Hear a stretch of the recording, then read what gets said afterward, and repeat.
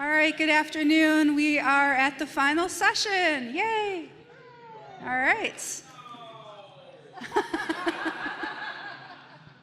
My name is Nina Ignaczak. I am founder and editor of a nonprofit news organization called Planet Detroit, launched in 2019. That's right. Woo! Launched in 2019, and we focus on environmental news and information that impact people living in Detroit, Metro Detroit, Ann Arbor, and the state of Michigan. We actually been focusing a lot of reporting lately on Ann Arbor and the data centers. So I'm super excited to be here today and get to meet a lot of old and new friends. Way back a long time ago, I worked for Oakland County in their planning group. I did watershed plans and worked with Huron River Watershed Council and Sanjeev and Jim Nash and Rick. I don't remember you from that time, but I'm sure you were there. And it's really exciting for me to kind of come full circle and be able to talk about these issues that these folks have been working on since I can remember. When Rebecca came to me to talk about this panel, we were sort of trying to brainstorm, how could we cover what's happening at the community level, at the grassroots level, and she kept bringing up this thing called rain catchers, and I hadn't heard of it before. Basically, and you'll learn more about what it is, but it's really trying to get everybody in the watershed involved physically in doing something to keep stormwater on your property. And it's what we've all been working towards for so long. We all know that we need to increase the amount of stormwater that is not running off into our sewers, and keep it on the land. And in Metro Detroit, for various reasons, and in the Huron River Watershed, it's been a challenge to get these things going. So we're going to talk with our panelists to learn more about rain catchers, how it's being implemented in various watersheds, and then how we can pay for it. But we really also want to engage you. So as you're listening, I hope you'll be also thinking, we need innovative ideas. This program has been kind of a bit limping along, and we really want to figure out how to make it happen at scale. And so we really want to have all of you think about how this could be implemented where you live. What are some of your ideas? What are we not thinking of? And so with that, I will get started with our panel. And seated.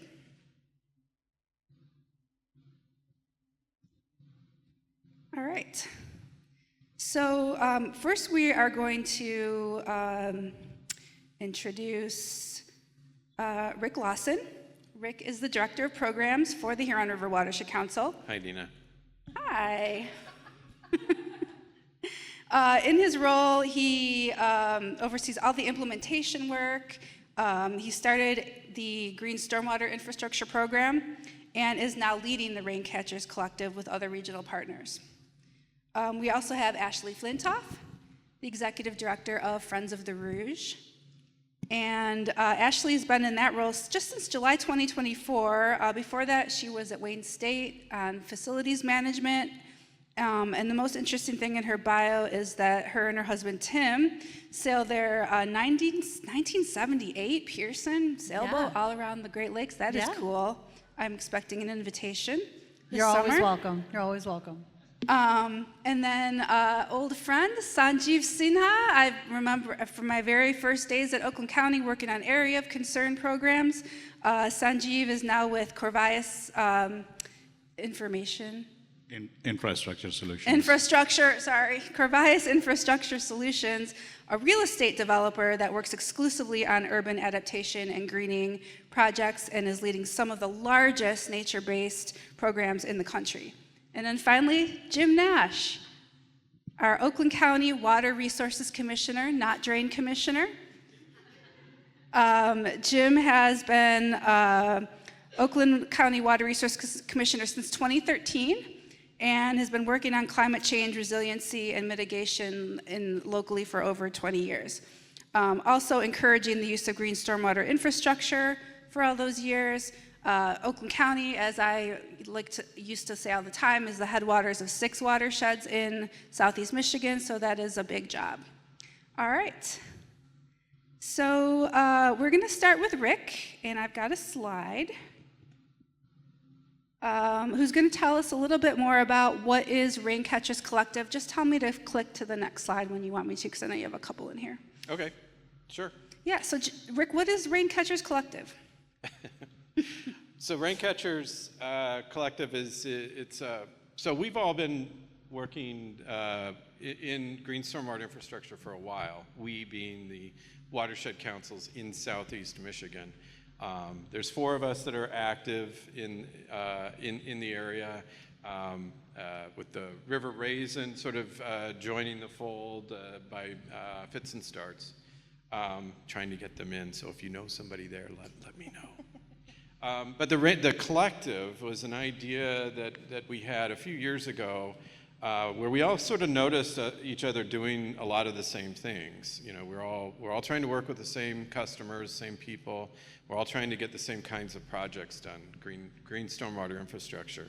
And if shorthand is, the purpose of that is to try to replace gray, the pipes and the gutters and such, with green, or at least add to the gray, to take the pressure off of our aging stormwater infrastructure.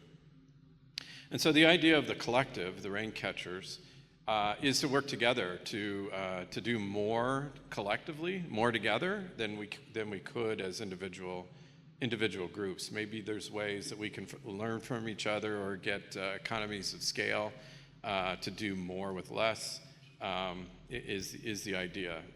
So we have been doing a little bit of that over time, and we want to do more. But to get to kind of like why this is important is, and I think you can go to, let's see, so that's the slide that shows like who we are. So there's the 4 organizations. So the Huron River Watershed Council, the Friends of the Rouge, who's here up on the panel in the form of Ashley.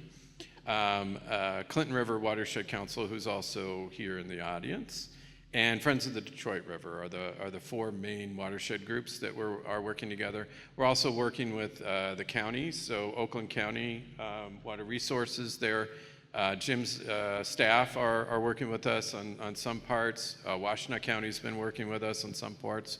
Wayne County as well.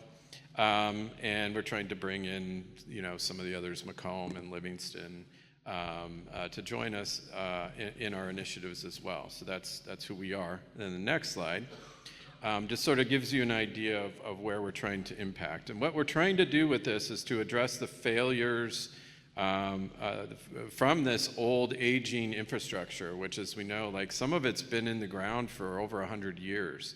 And it's way past its life cycle, its built intended life. And we're seeing some of the failures. All the climate change stuff that was talked about earlier is having huge impacts on that. So the failures combined with the increased storm sizes is causing these major floods. And green stormwater infrastructure can take some of the pressure off of those gray systems by capturing and infiltrating that rain, address some of the big problems like combined sewer overflows, which dumps direct sewage into our freshwater systems when we have these large storms because of the way that these older systems were built. But also looking at the climate change story, I also realized, or just thought of this during the session, that we're also addressing the drought side. Green stormwater infrastructure, one of the great things that it does is it really captures and pushes down the water into the groundwater. Those plants that we use, the green, draws that water down into the groundwater to replenish that, so that we have it available for droughts and our rivers don't get starved. And really, ultimately, what the idea is to get many small projects in the ground that can do the job of a single large collection system. And the Raincatchers are all of us. That's the exciting part, is that everybody has a part to play. You can transform your lawn into one of these great features like a rain garden. We're trying to develop this into 5 areas. Small to medium scale green stormwater infrastructure in public areas through something that we want to form called the Resilience Fund to kickstart that off. Residential rain gardens everywhere. There's almost no residents that can't take a rain garden. And we're already working in year 5 of a training course on teaching people how to do this, and we're getting tons of them in the ground. Right now we have, you can see on the map, we've got 1,500 projects across Southeast Michigan that are treating over 19 million gallons of stormwater annually. So they're capturing and infiltrating that volume into the ground already. But that's not enough. It sounds like a big number, but it's not nearly enough to really address the problems that we're facing. The other things that we're trying to provide are support services, so designs, assessments, technical assistance, construction support where possible. Green workforce development, so there's need when we start putting these in the ground to train people on how to take care of them, how to maintain them. Without maintenance, they fail and they get to be ugly and people don't want them. So we need to make sure that they're taken care of so that they continue to function. And then finally, developing a native plant supplier network. There is a growing industry of people out there growing these native plants, and it's fantastic to see our native plant sale. The one that is held in Washtenaw County has more growers every year, more plants, and more customers as well. So it is growing. The demand is out there. And then we need investment in marketing and community engagement to build the demand that we know is there. We've had a market analysis done, and it shows that there is millions of dollars worth of investment that's just waiting to be tapped with the proper education and marketing. So that's what the rain catchers are. So looking at the map, I mean, it looks really impressive. It looks like there's a lot of blue on that map, but you mentioned that is not nearly enough. So what would have been some of the big obstacles to getting this off the ground and implementation? Yeah, I mean, it comes down to education, really, is, this type of approach, replacing gray with green, is still considered a pretty new concept to most people. I mean, I think most of you in the room here have heard of it, but most people outside of here haven't. And it seems a little scary to put something new in your community. Do you want to be the first one in your neighborhood to put this newfangled feature that's not lawn like everybody else has? So it's a matter of education and gaining support from our municipalities, our partners.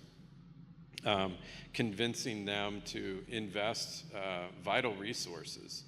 Most of our communities, their budgets are tapped out, so they don't have a lot to offer. So we're looking for new funding mechanisms, new ways to kind of kick this off, because ultimately I think we need to incentivize the start of some of these efforts. And I think some of the folks on the panel can talk about some things that they're doing that are showing just that. If you incentivize the development of green stormwater infrastructure in an area, just its existence is the best thing to encourage more of it to happen. We've seen that time and again across the country. So we're really just trying to raise some really significant startup money so that we can turn this into a norm instead of an oddity. Okay, so if you build it, more will come. That's exactly. All right. So Ashley, there's quite a bit of blue in the Rouge River watershed down there. So you've been actively implementing this program. What does that look like in the Rouge River watershed? And what else can Southeast Michigan communities learn from what you've experienced? Yeah, absolutely. So I just want to throw out a number for you all because I think it's pretty impressive. Since 2011, we've installed almost 250 rain gardens, and those are annually preventing almost 12 million gallons of water from going into the stormwater system. That is a massive, massive number when you think about it, and especially when you think about the fact that primarily these are residential or like small houses of worship or small community rain gardens. And so every single rain garden contributes to the larger infrastructure and to the larger solution or portion of the solution to this problem. We are one of the most urbanized watersheds in the state, if not in the country, and so we don't have a lot of green space already. And so these rain gardens are actually kind of doing dual purpose for our communities.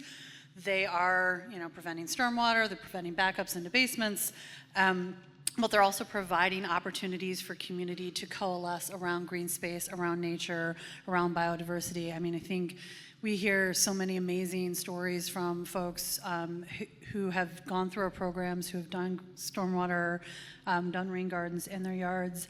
And, I'm thinking of a resident who said, I haven't seen bugs.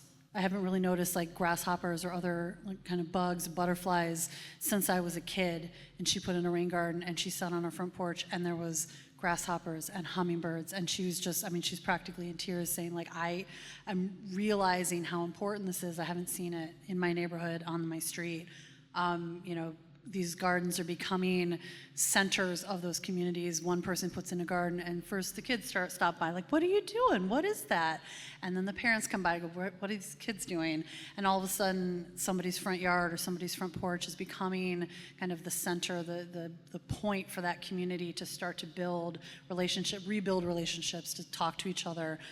So I think that there's the benefit of the stormwater mitigation, and the biodiversity, but there's also that human element that we're kind of rebuilding one by one. And like Rick said, you build one, they will come. All of a sudden, one person puts one in, and then another one puts one in, and pretty soon you have an entire neighborhood that's full of rain gardens. Yeah, it's heartening to realize how resilient nature actually is once you give it a little bit of help. And so you mentioned residential areas, but as Rick mentioned, there's all these different kinds of land uses that we need to treat a little bit differently and think about as different kinds of stakeholders. So what have you learned? I know you've done work with residences, but also churches and other kinds of land uses. What are some of the key things that you've learned that we could learn from you? Yeah, absolutely. So I think one of my favorite programs that we do is in partnership with the Sierra Club is called Sacred Grounds. And so this is a program where we get funding from the National Fish and Wildlife Foundation. I always mess that one up. But the National Fish and Wildlife Foundation, and we work with houses of worship. We've done it primarily in the city of Detroit, although we're looking to expand that to other communities as well. But we're working with these organizations, many of whom are seeing declining membership. And so they've got these massive parking lots that get used maybe a couple times a year, Christmas, Easter, right? And high holidays, that sort of thing. But they're paying drainage fees for all of that impervious surface. And these are organizations that don't have the $14,000, $15,000, $20,000 in fees that they're getting assessed every year. But they can get a credit if they put in green infrastructure. And so not only are we helping them save money, we're working with those communities. They're helping design the spaces, they're installing them, they're holding ribbon cutting ceremonies when they're done. So they're saving money, but then we're also preventing the non-point source pollution from these parking lots that have, all of the stuff that comes with parking lots that's going right into our sewer systems. So, being able to work kind of at those different levels, the residential with the organizations. We've started doing a lot more work with municipalities. The city of Dearborn is one that has really kind of gone all in on stormwater mitigation and green stormwater infrastructure. And we're actually working with them to install, over the next 3 years, to install 5 large rain gardens on municipal property in Dearborn, in their neighborhoods, like the South End, that are the hardest hit from flooding and from kind of these stormwater infiltrations. So I think there's levels, and it's really about talking to those communities, understanding what the pressures are, what their issues are, what their concerns are, and then showing them through education and through experience how this work can actually start to mitigate those issues and add to their community at large. Got it. So Sanjeev, your company is responsible for building these kinds of projects at very large scales, mostly not in Michigan. Tell us about what those projects look like, how they come about, and how we can do that too. Very happy to share that, Nina. Oh. Can I see the slide, by the way? So just in terms of a quick introduction, Corvius is an entity that is the corporate outfit that started CIS, Corvius Infrastructure Solutions, that I now have the privilege of leading. Corvius, I think it's important for me to share this story because I think it will align you with who we are and how we do what we do. Corvius actually had no business being in the water sector. They actually do massive scale public-private partnership that Mike was discussing in the last session in military housing. So as of last count, they were managing 75,000 homes for our armed forces personnel at 26 different Army and Air Force bases across the country. In 2013-2014 timeframe, they were approached by US EPA Region 2 that said, you know, we have this community, Prince George's County, immediately to the east of Washington, D.C., that needs to build 6,000 acres of green stormwater infrastructure in order to meet their consent decree, because all the water was going into Chesapeake Bay and they just couldn't really build it fast enough. So they essentially challenged Corvius to see if they would be willing to undertake a public-private partnership in water sector. And, you know, Corvius thought it was a smart business decision, a move for them, and they ended up starting the subsidiary CIS LLC. They have really flourished, actually. The first 4 columns that you see, Prince George's County in Maryland, Stormwater Authority of Chester in Pennsylvania, City of Los Angeles, Milwaukee Metropolitan Sewerage District in Wisconsin, these 4 boxes were there before I actually arrived. And by the time I had arrived, the company had already done about $450 million worth of green stormwater infrastructure in those 4 programs across the country. And they had been very successful in it. And their business model was basically to aggregate a very large number of projects so they could offer the efficiencies because of scaling, not doing one project at a time, but a lot of projects. So realized that the company had done about 600 projects in that $450 million worth of work. So the average project size, not that they are all exactly the same, but the average project size was more than $1 million each. So pretty healthy size green stormwater infrastructure work. So in 2022 timeframe, they approached me, and I was working at ECT, through which I have actually known, I would say, half of the people here in the room. They approached me and they said, would you have an interest in actually helping us spin out the business, because the military housing portfolio and water sector portfolio, it just seems like a little bit of a mismatch, and we really need to focus it and target it a little bit better. I thought about it. You know, I was at a stage in my life, I was a partner at ECT, so there wasn't really a financial reason for me to move. But it seemed like a very interesting, you know, groundbreaking idea, because everybody else I knew, you know, they all had the spin of the same story, architecture, engineering, construction company.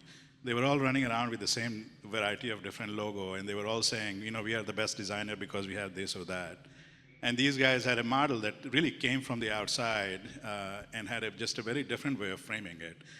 Just to give you an idea why I say that, 76% of the portfolio of the body of work that we have done thus far in the last 11 years is done by the businesses that are based in that community, including folks like Friends of the Rouge, community, you know, nonprofit and community-based organizations like that. Part of the reason why we do that is because we are essentially a program management entity.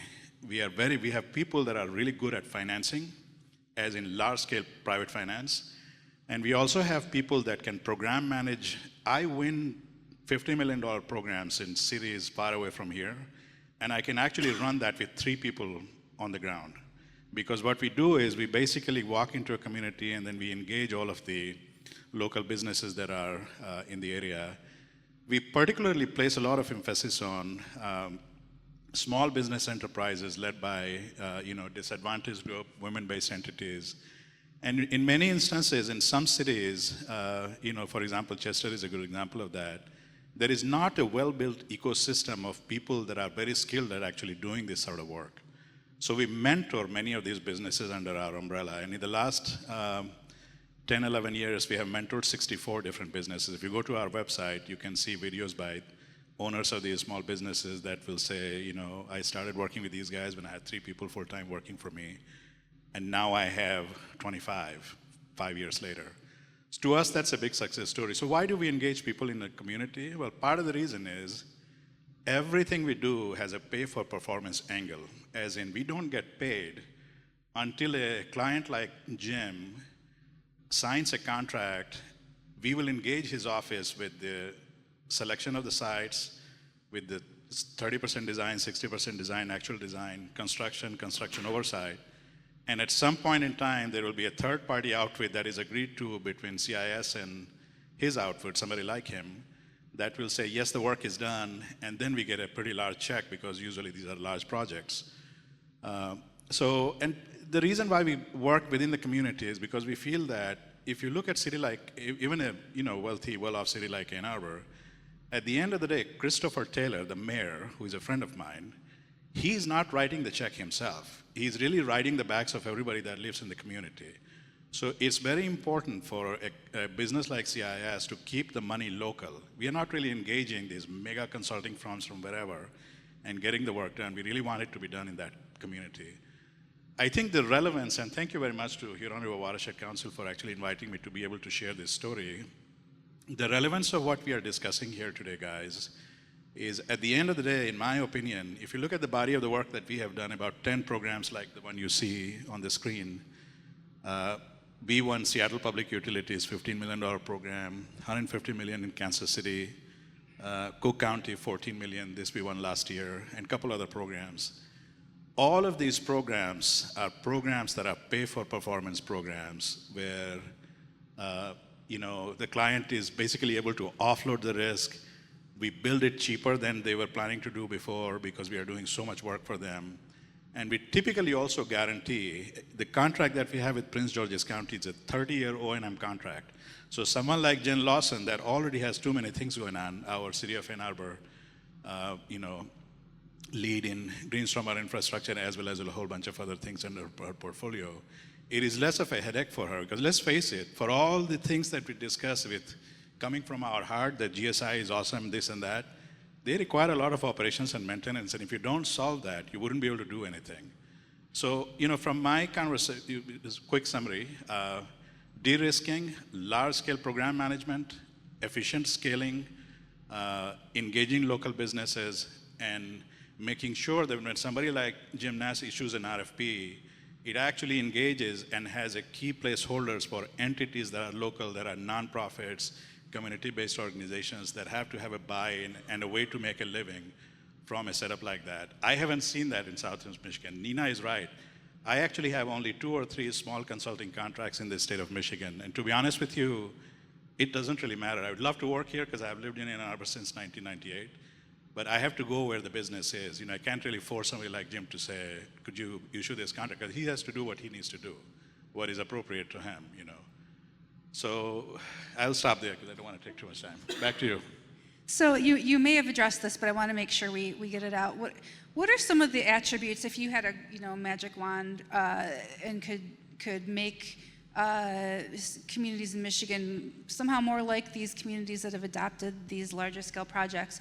What are some of those attributes that we would need to adopt? What would you have us do? I would say that 2/3 of our clients are communities or entities that are driven because of regulatory compliance need. Kansas City has they need to do $900 million worth of work over the next 25 years. They're not going to be able to do this one RFP at a time set up. Prince George's County needed to do the same. Milwaukee, on the other hand, and Chicago, the Cook County, these programs are programs that were initiated by leaders that are visionaries. They don't have to do all of that work because they've already met their consent decree requirements. And I think we need to encourage our leaders to think out of the box.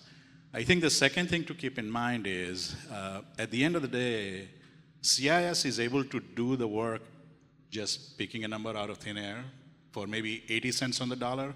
But at the end of the day, even if we pony up the money up front, somebody has to write that check to cover that. We are not doing it for free, So as a consequence, stormwater utility financing and all the new things that everybody is actually engaged in, I think we'll go a long way. But I really personally, I think I would really, really encourage leaders like Jim Nash, Macomb Public Works, DWST, Great Lakes Water Authority, and larger municipalities like City of Ann Arbor, Dearborn, etc.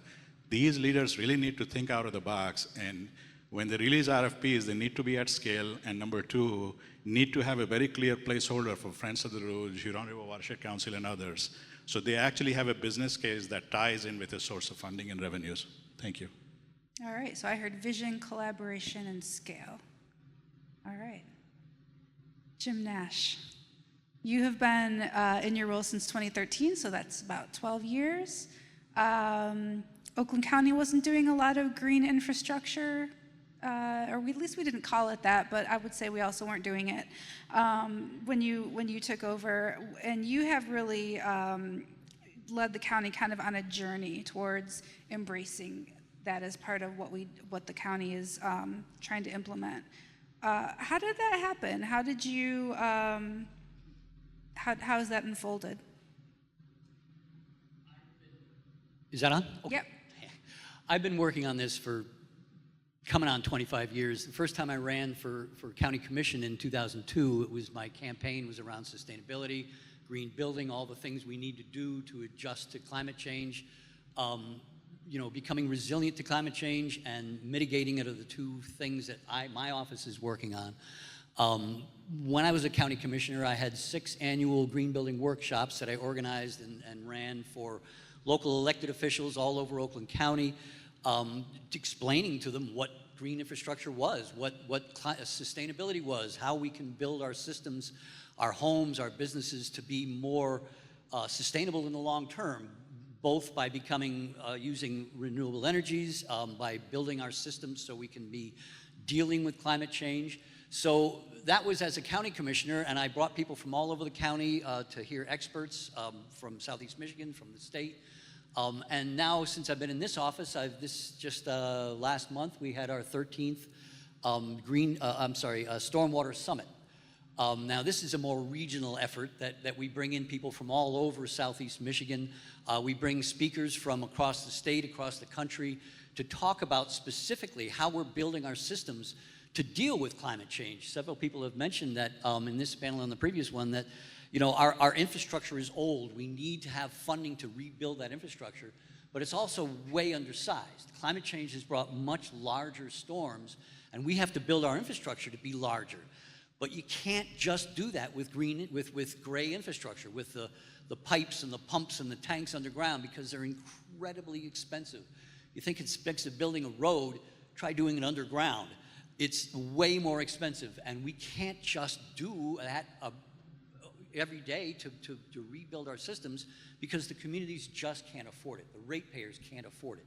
So we've been working on trying to do this through green infrastructure, nature-based solutions, rather than just absorbing it from the road, taking it to the nearest place and dumping it out. That's causing issues all over the state, whether it's a combined system or a separated system. Separated systems don't get treatment. Whatever comes off that road, that rooftop parking lot, goes right into the nearest storm drain, right in the nearest lake, river, or stream, without any kind of treatment, unless there's something so vital that the state has regulated it. That's just not how it works. Combined systems do that. We collect that water, we store it. We put it through a screen to make sure anything bigger than ½ an inch can't get through. We then let it either float to the surface and skim it, or settle to the bottom, and then we drain it afterwards. And then we treat it with chlorine, with whatever we're treating it with, to make sure that when it's released, there's nothing in it that's going to harm the environment. So a combined system goes through treatment, a separated system does not.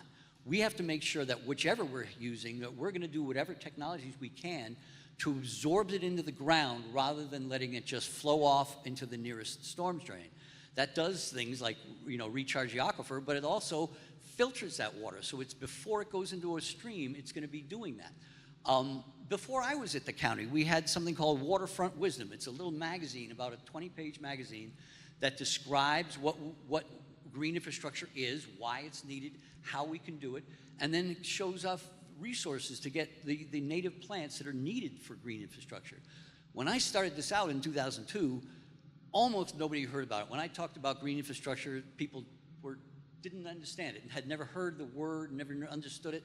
Now, when I go to audiences, the majority of an audience will know what green infrastructure is, at least in Michigan, because we are using it. We're educating people around it.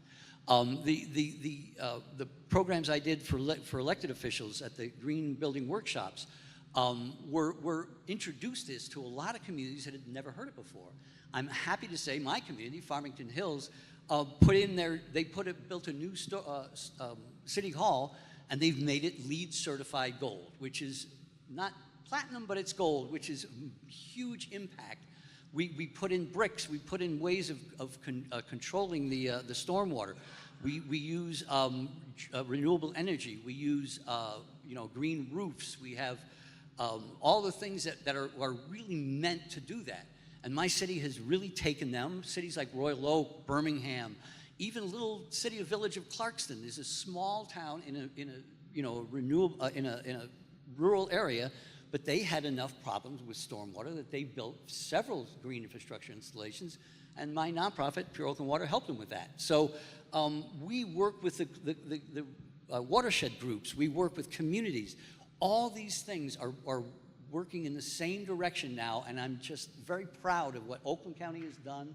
Our new, not new anymore, but our current county executive is a great champion for sustainability, is a great champion for green infrastructure. We had the Oak Stem program where we gave trees. We had trees for all our communities in the GWK area. Trees are one of those green infrastructures. And all of these things are really working now, and our communities are working together on that.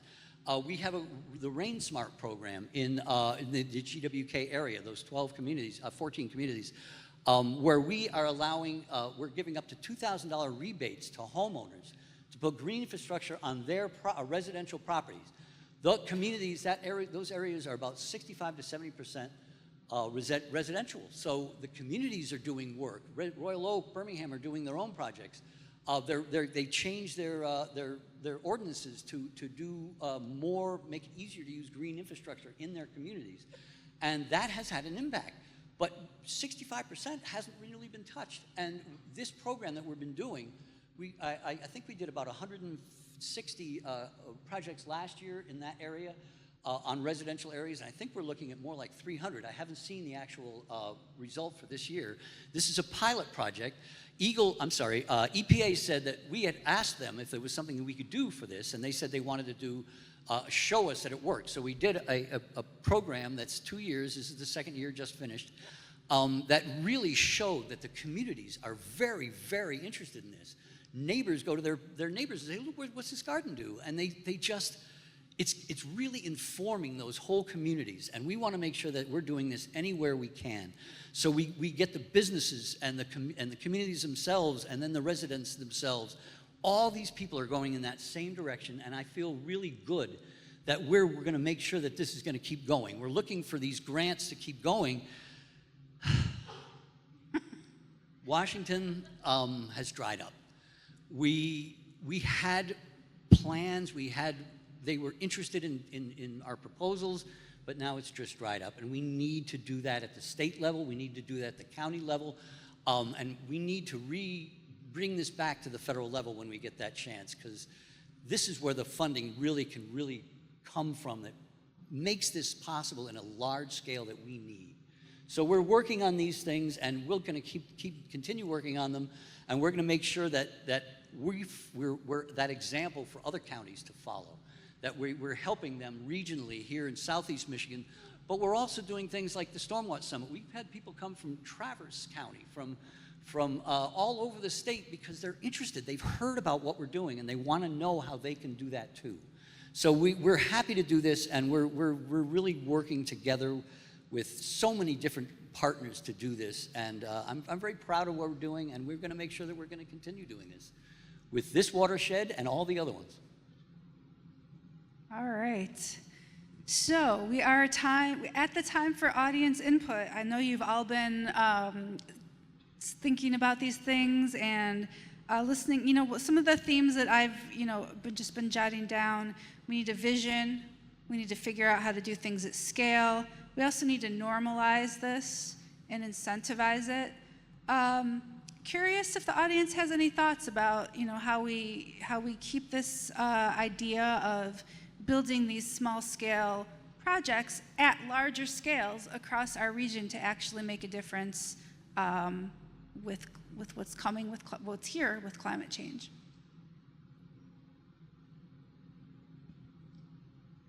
Way back in the 90s, I took the Master Gardener course from MSU Extension, and I heard a rumor that over here in Ann Arbor, there's a Master Rain Gardener course. And I'd love to learn more about that Master Rain Gardener course and how other cities could replicate that, and is that something that MSU Extension would, help to bring statewide? Who's hosting it here? How can that be replicated? Yeah, thanks for the question. Yeah, actually, it's broader than the city of Ann Arbor. The Master Rain Gardener course that we're offering is conducted by the Raincatchers Collective. It's one of the active programs that we do have collectively going on. So it's all 4 of those watersheds, plus the 2 counties, plus Huron-Clinton Metro Parks Authority are running the course for any resident in Southeast Michigan, and even some people outside of the area sign up to join the course. We do about 100 students a year, and it's a combined virtual and in-person visit to existing rain gardens. We teach them all the DIY tricks, how to design, what plants to choose, everything. 5 weeks of 1 day a week course, and it's open for registration now. So if anybody's interested in signing up, you can go to our website and search for green infrastructure, and you'll find it, or Ashley's place too. Yeah. And we're going to put it on Planet Detroit so people can find absolutely. it there. Okay, Let's great. do it. And I'll just say, I took it this spring, by the way, because I was like, I can't be talking about our programs if I don't actually do the program. So I took the course. I haven't built mine yet. It's going to come in the spring, much to my staff's chagrin. They're like, "Why have you not built this yet?" But yeah, it's a great course, and it's funny you mentioned MSU Extension. I actually just had a conversation with, and his name is escaping me, but anyways, a gentleman from MSU Extension, and he was like, "Oh, this is great. We should talk about how we could maybe incorporate it in their programming as well." So yeah, it's a really cool program. There's a lot of similarities with Master Gardener, so there's some synergy there. And yeah, absolutely, everyone should take this course, and it's free, by the way. I wanted to mention that we are, in fact, copying them. So You're participating. You're one of the partners. Yeah, we need more of that. All right, any other questions, thoughts, ideas? How do we move this forward? I'm curious if you guys see any opportunity within like MDOT to really scale up GSI work, whether that be just like limiting roadside mowing or some sort of other infrastructure projects. I was just curious what you think might be like. Is anyone from MDOT here? Anyone who wants to admit they're from MDOT here? I mean, I'll take a stab at it. I think that's a fabulous idea, first of all. Like, I think it's absolutely incredible. Have you ever tried to do something with MDOT? I'm just going to say, it's a long process. Doesn't mean we shouldn't do it.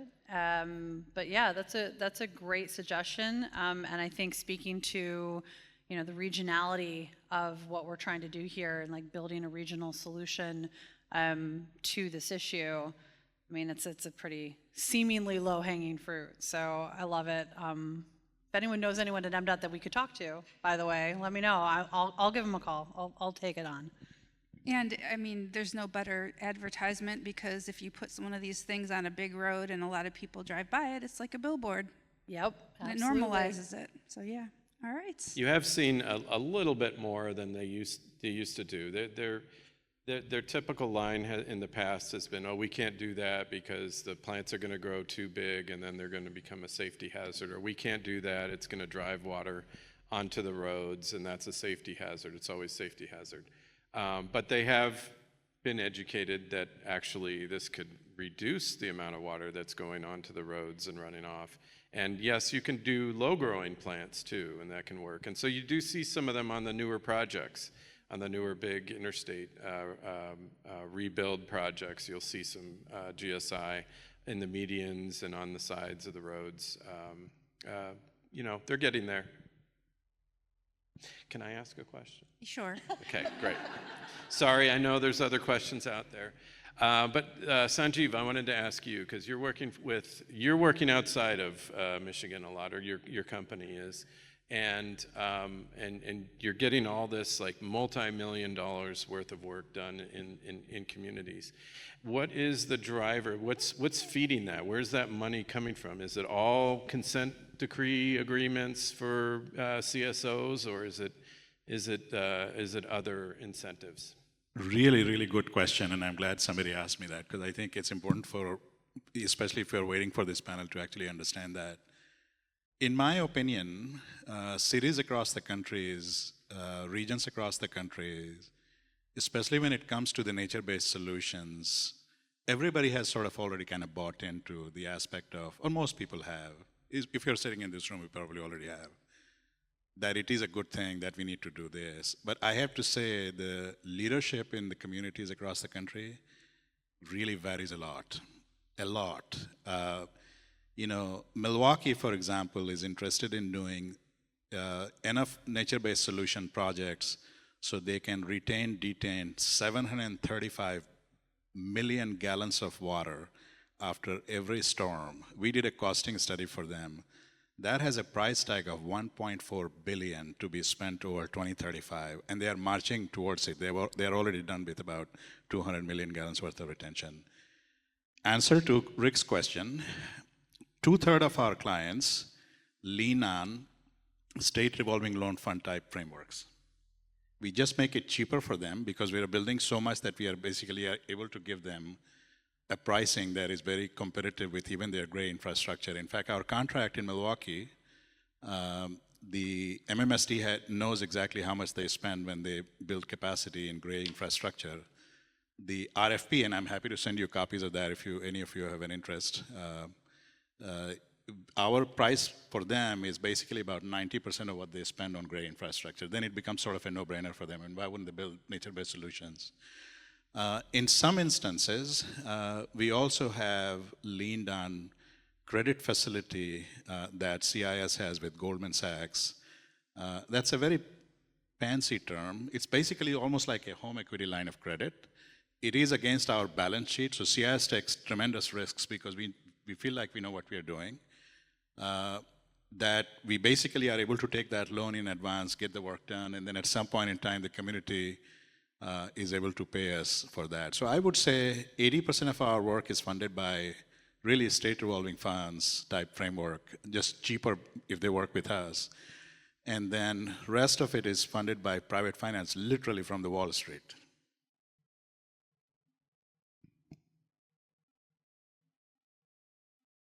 All right, my question is, what are some ways that you found that make it easier to have conversations with neighbors and community partners that don't understand what green infrastructure is and how it can help in their own backyard, or that may be against rain gardens? So I think this is more towards the Rouge, because I know you're in communities where it's not widely accepted or known about. Yeah, that's a great question. Thank you so much for asking that. I think the key is not, first and foremost, regardless of what you're going to a community for, is not assuming that you know the solution that they need and that you know their problems more than they do. So what we've found is really, it's about building relationships with the community first, going in and listening, and really just asking the question, what are your biggest concerns? What are your issues? What are you dealing with? Because that manifests differently, even if the solution is essentially the same.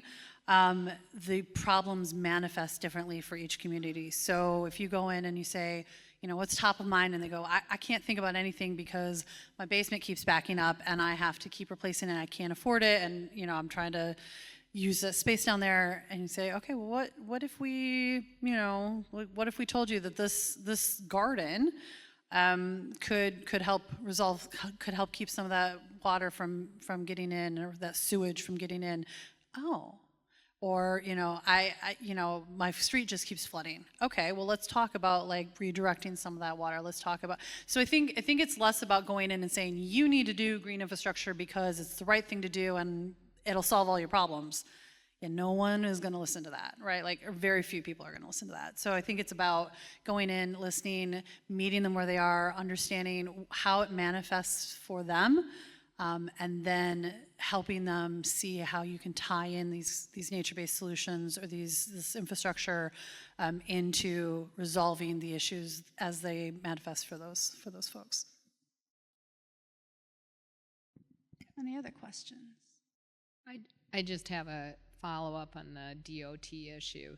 This summer, I was going down 275 south of 96, and they had planted all natives and all that remediation, and everything was in bloom. And it was really pretty fabulous to see. And I wrote them a thank you. I figured out who to write, because having worked in government, you usually just get the complaints.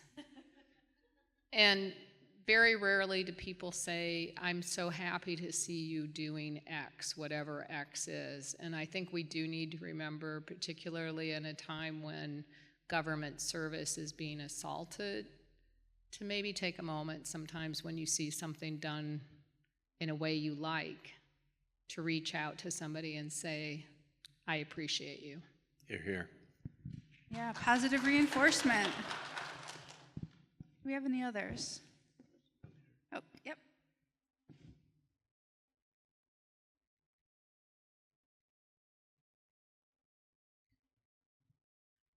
Ashley, you mentioned the city of Dearborn, and I've been thinking a lot because I just moved after living in the Huron River Watershed my entire life to the Rouge in the city of Livonia, and I've been seeing what the city of Dearborn has been doing, especially with their mayor, really implementing all of these green solutions. We talked a lot about inspiring and educating the community. I guess what about inspiring future leaders in these communities? Because I'd like to see the same thing come to City Livonia. I mean, when you look at that map of the amount of rain gardens in Ann Arbor in the Huron River Watershed versus like my hometown of Commerce Township, there's virtually like none up there. So how do we get leaders from other communities to also inspire other leaders, because that's where the dollars are going to come from, to help implement some of these green stormwater solutions on a residential level, especially in lower income areas? Yeah, I mean, I think it's, again, I feel like a broken record. It's about building relationships. It's about talking, going out and both working with the residents and empowering residents to be able to speak up and say to their leadership, like, this is something that we want, this is something we care about. So that's one piece of it, right, is just really the education and the advocacy and empowering residents to speak up for their watershed, speak up for their hometown. But it's also building relationships with those leaders. It's getting their peers to go talk to them and say, hey, this is something we're doing, this is how we did it, and this is how you can replicate it. Organizations like SEMCOG are fantastic for that. I don't know where Katie's still here. Katie was here from, there she is. The SEMCOG has started a flooding task force, and that is a huge, and there's folks from a number of municipalities in SEMCOG on that, and that is a huge way of sharing resources, sharing information, getting their peers to talk to them and say, hey, this is important and this is how you can do it. So yeah, it's kind of approaching it from all angles. But welcome to the Rouge, by the way. Yeah, Sanjeev? Yeah, I'll just add more a national perspective than Southeast Michigan perspective. 3 organizations that I wanted to mention to you. One is called Green Infrastructure Leadership Exchange, which is almost exclusively about the topics that we are discussing today. I would really encourage, those of you that are working for the government and nonprofits to actually participate in their forums, because I think they do exactly what you're describing. The second entity is Water Now Alliance. I know many of us in Southeast Michigan are also very familiar with them. They're headquartered in San Francisco, but they actually host leadership academies, and they identify not the top person, the group that is actually enabling that individual, which I think is a very good idea. So these two are more focused from a nature-based solutions standpoint. And then Water Environment Federation, which is the broader overarching water sector outfit that looks out for water interests across the country, that also has a program, but that's a lot more generic. So you have water, wastewater, stormwater, groundwater. Stormwater is not the only thing on their agenda. But that's an excellent question, by the way. So I have a question for Jim. You have been a big advocate in Lansing for making it easier for municipalities to establish stormwater utilities. Can you talk about why that's a big issue for you and how that plays into our ability to address our stormwater infrastructure issues? For stormwater utilities? Yeah. Absolutely. I've been, since 2015, in 2014 we had a storm in Oakland County that hit the George W. Kuhn district, and it flooded 18,000 homes. That's partly because our systems aren't built big enough, and one of the biggest impediments to doing these kind of large scale is where the funding comes from. Virtually no communities have set aside funding for stormwater infrastructure. Ann Arbor is one of those. You have a stormwater utility here. They tried one in Jackson, I think twice, and it got tossed out of court both times because it wasn't set up. The Bolt decision from 1999, Bolt versus Lansing, set up what is a fee and what is a tax. And the confusion has been to the point where wherever these have been tried, they've just been tossed out in court because they were confused between the tax and a fee. What we've been doing since 2015 is we've had legislation every term since then trying to get this passed. We almost had it passed last year in the lame duck session, but things got in the way of that. So we did not, but we're hoping to get it passed this year. This legislation doesn't demand communities do anything. What it does is it sets up a system on how to set up a stormwater utility so it will survive a court challenge. And so we've been working on that ever since. Actually, the recent court decisions have been more friendly to utilities, and we're thinking that's going to head us in the right direction. But this legislation would set up a system that any community could use, and it would be pretty safe from lawsuits.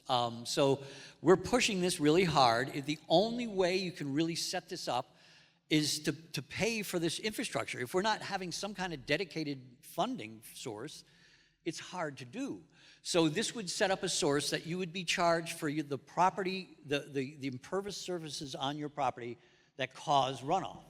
And if you can put in rain gardens or trees or rain barrels, and you limit that water coming off your property, your utility bill would go down, or even if you can keep that first inch on your property, it would just go away. What this does is it gives a dedicated funding source to do this kind of work, and it allows property owners to do something to mitigate that coming off their property, to lower or eliminate that fee. So it does both those things. This is a great way of doing it. It's the only fair way of doing it because most communities just use what's coming off their property taxes or whatever. And a bunch of communities in Oakland County have been sued over that. So that's what we're trying to do, is make it so they can do this without having the courts throw it out, and make this a system where we can build what we need and lower the need over time because people will keep more on their property. So that's a great way of doing that. I also wanted to mention a large-scale program that we did with Detroit in the Rouge, where we had SSO problems with one of our systems, and they wanted us to build basically $300 million worth of gray infrastructure to control that. That gray infrastructure would have worked, except for there's always a bigger storm. So it still would have ended up with some flooding, some pollution, however big you build a gray infrastructure. But so we decided that the best way to do that is to pay for green infrastructure. So we traded with the Great Lakes Water Authority. We got $10 million gallons a year of separated sanitary that we can now send to Detroit wastewater treatment plant for cleaning that we didn't used to be able to send. And in exchange, we're separating a park on the southwestern part of Detroit is receiving about 100 million gallons a year in stormwater that would have otherwise gone into their combined system. So that saves them a tremendous amount of pollution and potential flooding. It saves us pollution, and it saves everybody money. So we'll all end up with cleaner water, cheaper bills, and then that's the kind of thing that we can do in many different areas of this state. There's lots of places where we could trade things and have things work that way. And SEMCOG, which we are working really well with and has been a great resource for green infrastructure, they're actually funding some large-scale green infrastructure programs in Southeast Michigan. And they've helped us with that program where we got a grant from them to look at all the communities in the George W. Kuhn district and see what they can do to change their ordinances to make it easier to put in green infrastructure, and they're all doing that too. So all of these things can combine to make our systems much more responsive and make us much more able to use green infrastructure. So that's what we're doing, and I think many people in this region are doing that same thing. One thing to that is that one piece of good news that is, I think, maybe even more positive than utility legislation is that Ann Arbor survived their test recently. So they are lawsuit proof, I guess. The utility made it. So Lawsuit tested. if we don't have the legislation, we have an example that is that can withstand the challenge. But now it's up to the political will of the local governments to actually pass utilities. So the threat of legal suit is gone. I think they have to now pass these to get the money flowing. I've said this a lot of times. When that storm came into the George W. Kuhn area in 2014, 18,000 homes were flooded with sewage and combined sewage, and nothing focuses the mind like having sewage in your basement to decide that we need to do something. So communities are when they bring this to their public, the public is willing, at least where they've had these kind of instances. All right, I think we're at time. I'm going to have to close. Thank you, all of you, so much for your time, your expertise. Ever since I've been thinking about this issue, it's come back to this whole stormwater utility. We need a way to pay for it. So I guess nothing's new, but so much has been happening, and I'm just really grateful to all of you for sharing your expertise. And I think we have a reception? Not quite.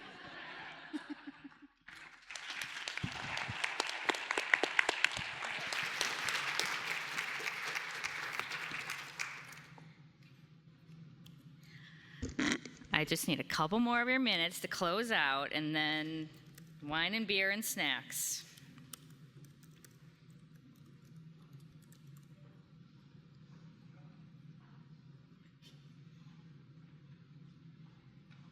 Okay, so I have the honor of closing us out for the day. Before, like I said, releasing you guys, please stick around for the social. I think that's where the best work at conferences happen, is not in here, but out there. So consider sticking around and reflecting and digesting and doing it over a craft beer or a glass of wine or some sweet treat.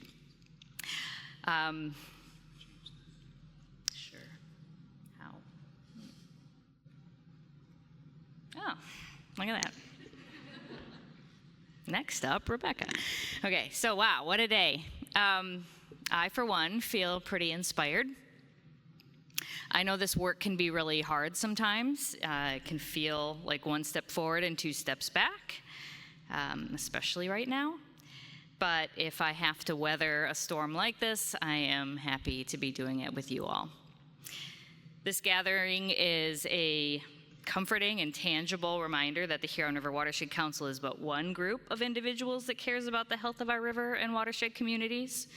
We have an alliance here in this room of concerned citizens, elected officials, technical experts, advocates, educators, all who care deeply about this resource in our backyards.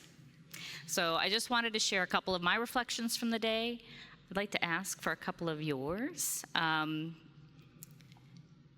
as we close out here, and then we'll call it a day. So I was like paying attention. What am I learning new today that I didn't know before? And so I'll share a couple of those things.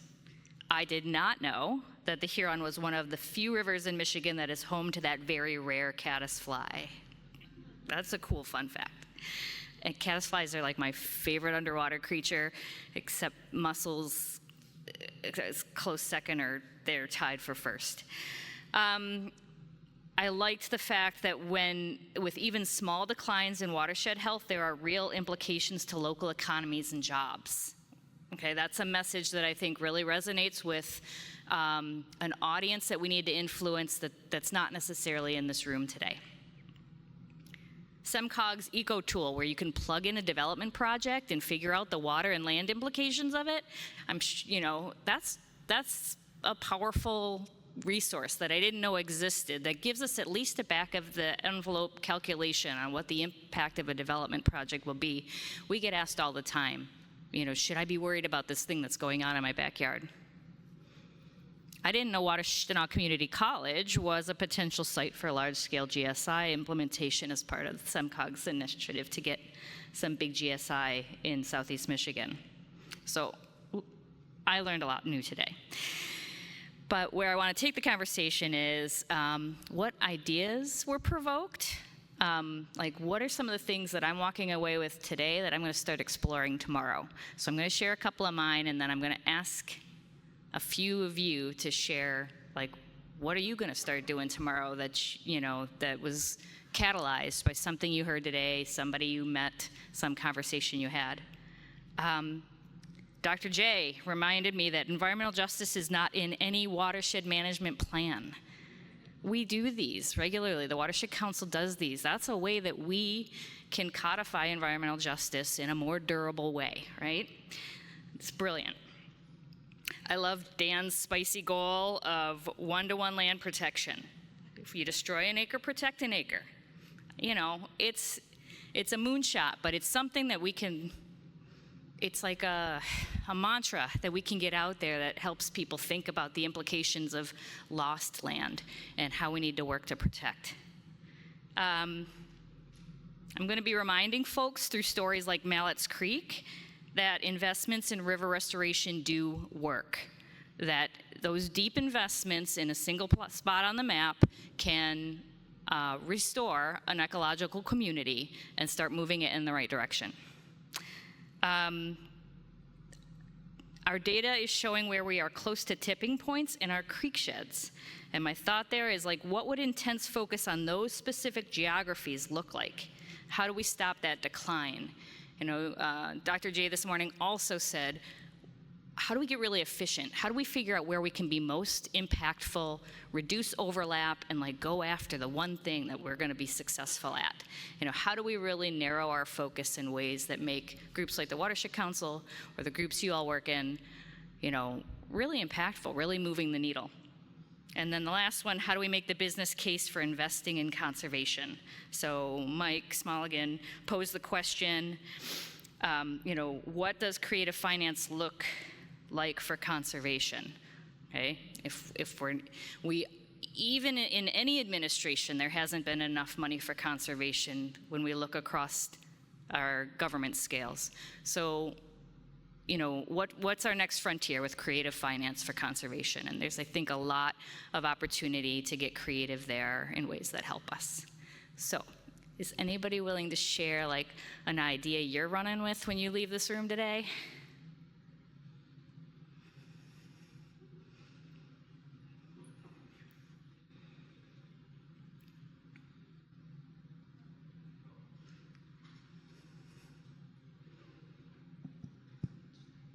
Hello?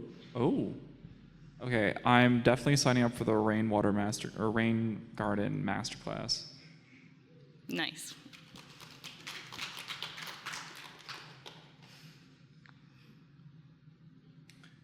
So yeah, a lot of what Sanjeev was saying about scalability of the green infrastructure projects, thinking how that can apply to other projects, other sectors. I think that's something I'm going to look into.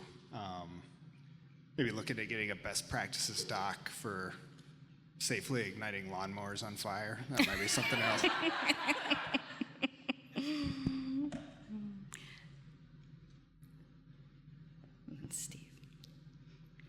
Go ahead, Raylan. And then Steve had his hand up too. I'm going to reach out more to my neighbors about my rain garden in my yard and try and teach them more about why they should put one in their yard. Love it.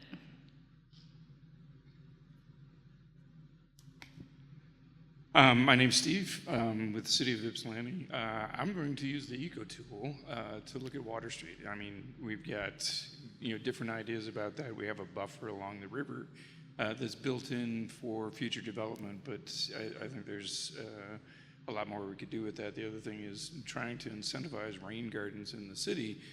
We had a lot of flooding a couple of years back. I've got some great neighbors who have installed amazing rain gardens and run into a lot of problems with permitting of that through the city. So I'm reviewing the ordinance to see how we can get these established in the right-of-way. That seems to be the biggest problem. So I like it. Yeah, using the levers we have as local government officials. There's a lot of power there. I am going to find the new true leaders in our communities and work with them to get this done. Nice.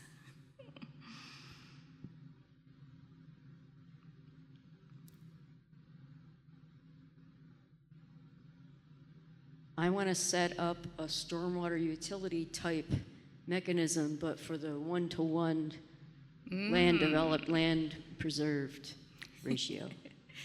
I like it. Anyone else want to offer anything before we wrap? Thank you all for sharing. I'm going to encourage you, even if you didn't voice something out loud, to make a mental list of a couple of things that you can walk away from today with that is a source of new inspiration or ideas for you. Once again, I want to thank our sponsors, our speakers, Dr. White Newsome, Steppy Solutions, Washington Community College, and the HRWC conference planning team, Robar PR, who helped us with press. And now I feel like I'm getting a Grammy Award. Sorry, this is Thank you. And the full HRWC staff who contributed to making this event a success and who make it easy for me to get out of bed every morning and get to work.